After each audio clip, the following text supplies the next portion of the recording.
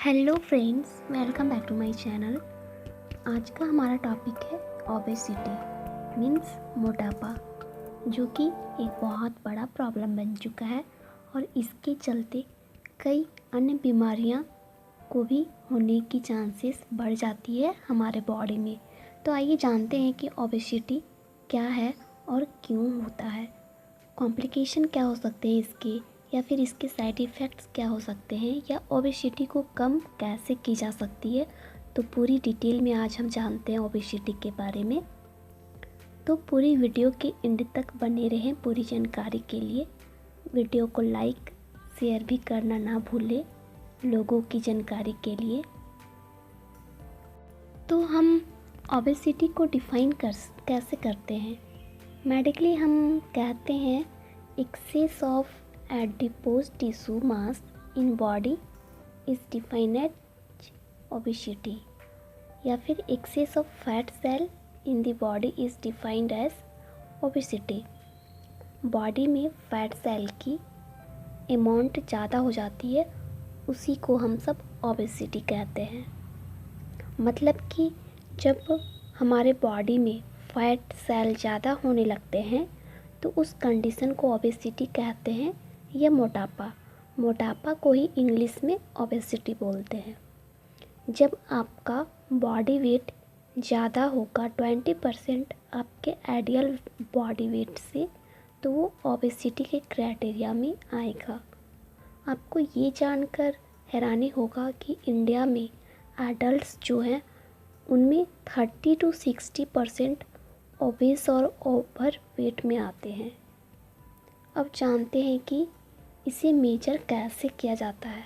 Medically major करने के लिए जो टूल्स यूज़ करते हैं वो है बॉडी मास इंडेक्स, मतलब BMI भी जिसे कहते हैं।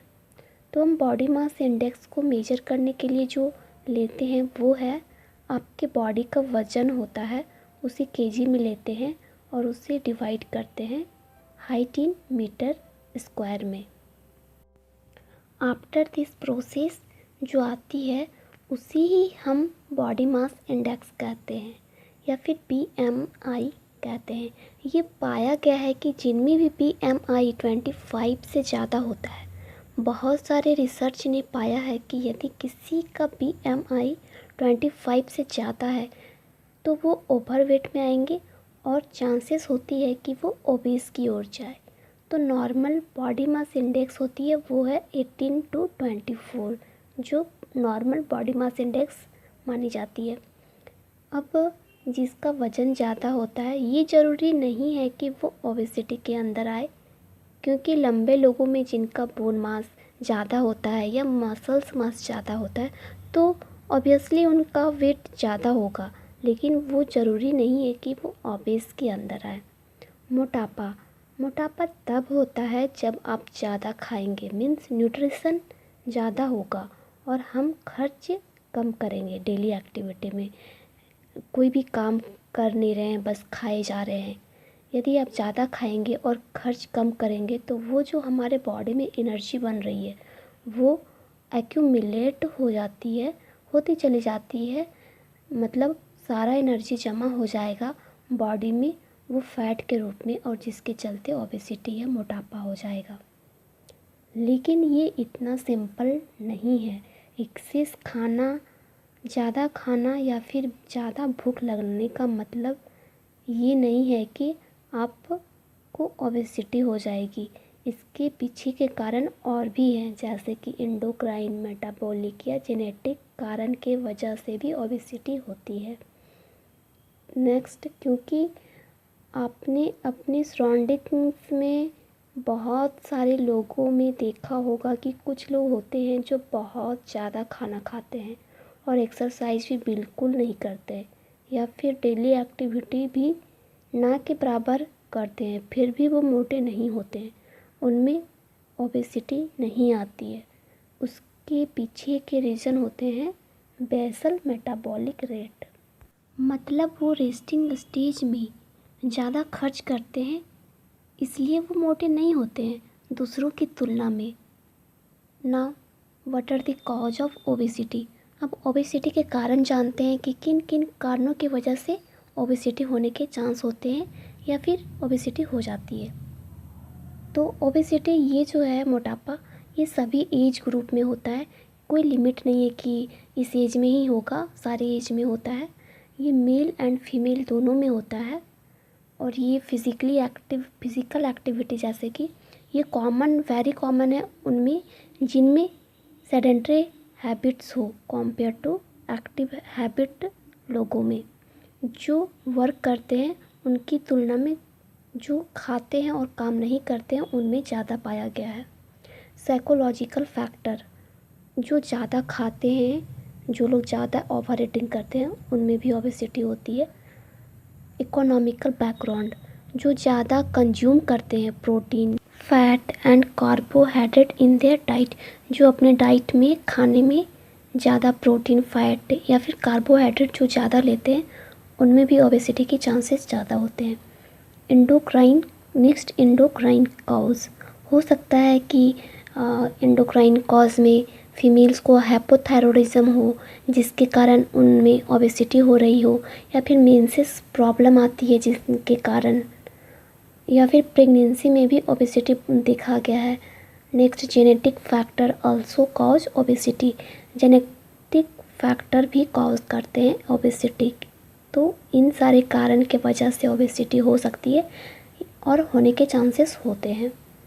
तो अब जानते हैं क्या क्या हो सकता है यदि किसी को ओबेसिटी है तो उनमें क्या क्या लक्षण हम लोगों को देखने के लिए मिलेगी। तो आइए जानते हैं कि क्लिनिकल फीचर्स क्या होते हैं। पहला तो वेट बढ़ेगी, फैट डिपॉजिट हो जाएंगे बॉडी में, और स्वेलिंग हो जाएगी। स्वेलिंग देखने को मिलेगी पैर में, वेस्ट में। और नेक्स्ट, बॉडी हैवी होने के कारण मूवमेंट में प्रॉब्लम होगी, वो मूव नहीं कर पाएंगे इजीली जैसे पहले कर पाते थे। पेन होगी स्वेलिंग में, सांस लेने में भी दिक्कत होगी।